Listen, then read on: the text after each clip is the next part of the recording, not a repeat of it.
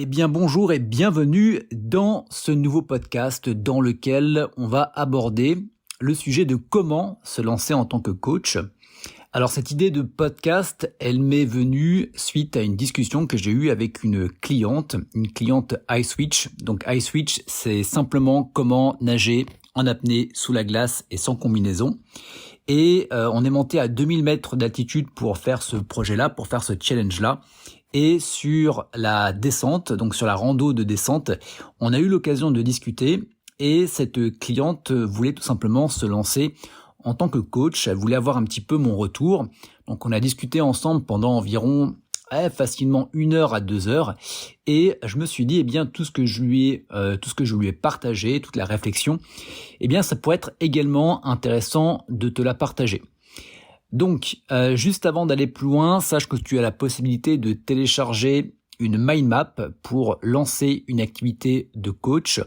Tu auras le lien directement dans la description de la vidéo YouTube. Finalement, c'est un résumé, c'est une synthèse de comment tu vas pouvoir lancer une activité de coach qui va être rentable et qui va être durable.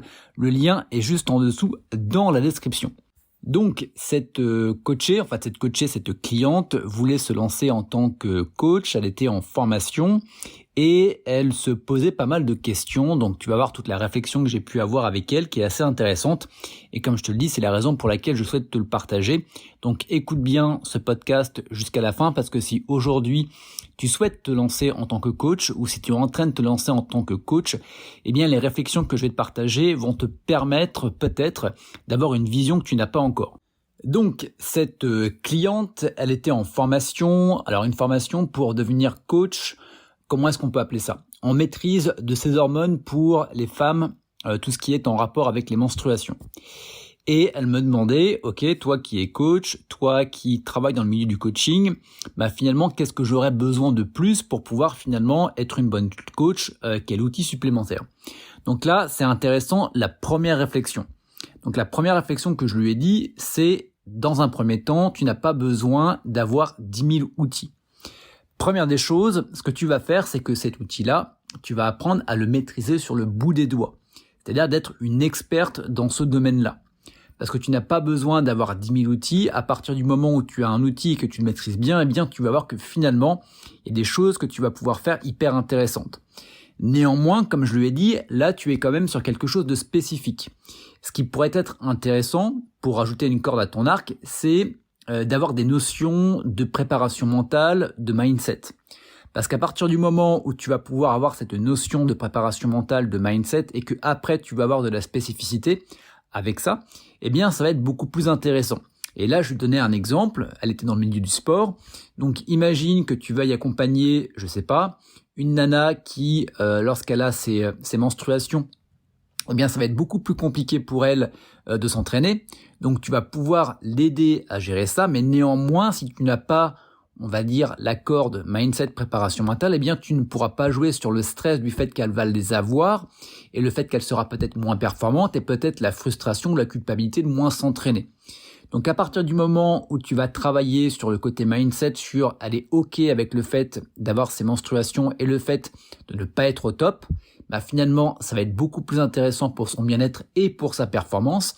Et à côté de ça, tu peux rajouter le fait d'arriver à maîtriser et à mieux contrôler son flux menstruel, ce qui va lui permettre finalement d'adapter son entraînement et au moment où elle va avoir des pics de performance, de mieux s'entraîner et des moments où elle va être beaucoup plus fatiguée, de relâcher l'entraînement.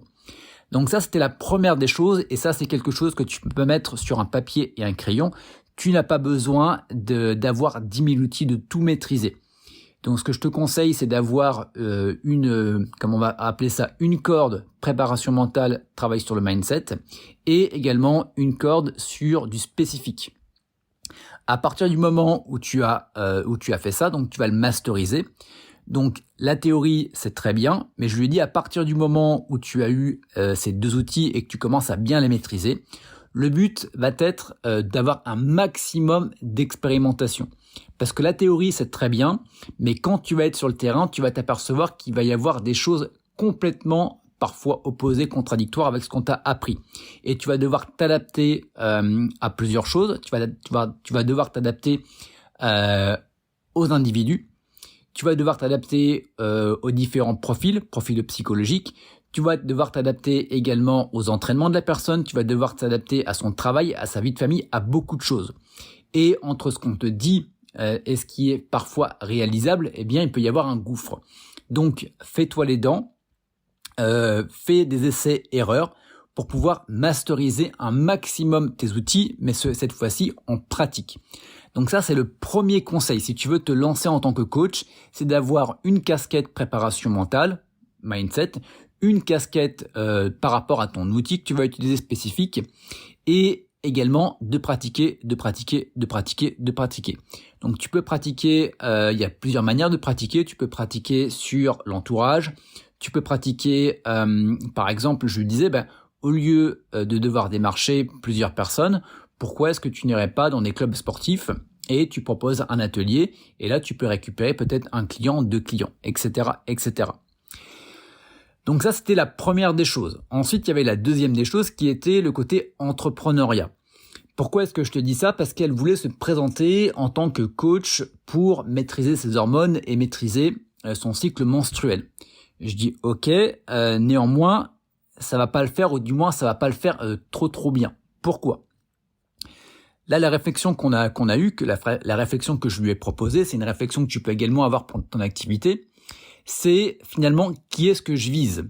Donc si tu vises les femmes qui ont des problèmes lors de leur menstruation, je pense que tu vises toutes les femmes. Donc là, ce qui va être intéressant, c'est quel type de nana tu veux viser. Est-ce que c'est les nanas qui sont sportives, qui vont avoir des enjeux sportifs, des compétitions, des choses comme ça? Est-ce que ça va être dans un milieu bien spécifique? Est-ce que ça va être, par exemple, telle discipline, ou l'autre discipline? Peu importe. Donc finalement, fais-toi un profil de personne que tu veux accompagner. Sportive de manière générale, mère au foyer, cadre supérieur, employé, bref, peu importe. Et ensuite, c'est à partir du moment où tu auras spécifié ce qu'on va appeler un avatar, eh bien, c'est quelle problématique tu vas pouvoir régler. Quelle problématique la personne, elle a.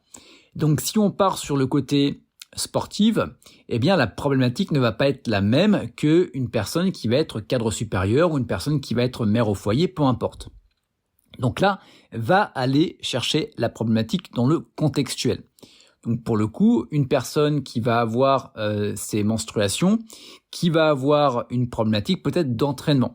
Donc la problématique, c'est je n'arrive pas à m'entraîner. La problématique, c'est je stresse. La problématique, c'est ceci, c'est cela.